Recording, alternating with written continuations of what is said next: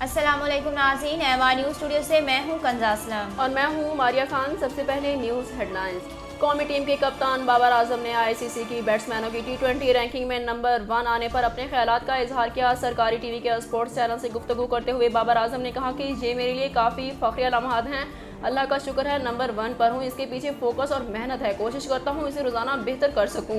उन्होंने कहा कि हर दिन नया होता है, इसमें आप नई चीज़ें सीखते और अप्लाई करते हैं। अल्हम्दुलिल्लाह नंबर 1 पर आया हूँ। अगर आपको कोई स्टेज मिल जाए तो इस पर मुस्तकिल मिजाजी दिखाना पड़ती है और जिम्मेदारी ज़्यादा आ जाती है। कौमी क्रिकेट टीम के wicket keeper batter Mohammad Rizwan ने अपने पैगाम में अवाम से दुआओं की दरख्वास्त की। मोहम्मद रिजवान की जानिब से ट्वीट में कहा गया कि निज़ाम चलाने वाली ज़ात सिर्फ अल्लाह पाक की है। आपके ख्वाब आपको उस वक्त तक जगाए रखें जब तक वो पूरे ना हो जाएं। कौमी क्रिकेटर ने अवाम से पाकिस्तानी टीम के लिए दुआओं की भी दरख्वास्त की।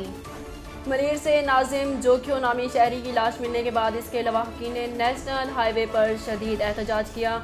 लवाहकीन के साथ दीगर मुजाहरीन ने नेशनल हाईवे पर शदीद एहतजाज किया और हाईवे को दोनों ट्रैक से बंद कर दिया। मुजाहरीन ने टायर जलाकर कराची से ठठा आने और जाने वाले रोड मुकम्मल ब्लॉक कर दिए, जिसके बायस हाईवे पर गाड़ियों की तवील कतारें लग गईं।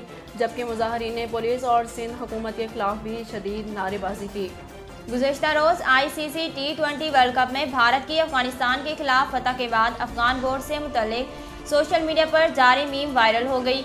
ट्विटर पर ऑस्ट्रेलवी स्पोर्ट्स अफगानिस्तान क्रिकेट बोर्ड से मुतल्लिक एक मीम ट्वीट की, जिस पर सोशल मीडिया सार्फी ने हैरानी का इजहार किया।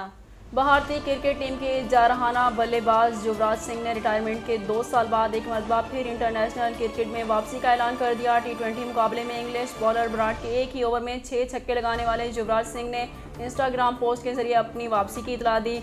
उन्होंने लिखा कि खुदा आपकी तकदीर का फैसला करता है। आवाम की पुरजोर फरमाइश पर अगले साल फरवरी में खेल के मैदान में नजर आऊँगा।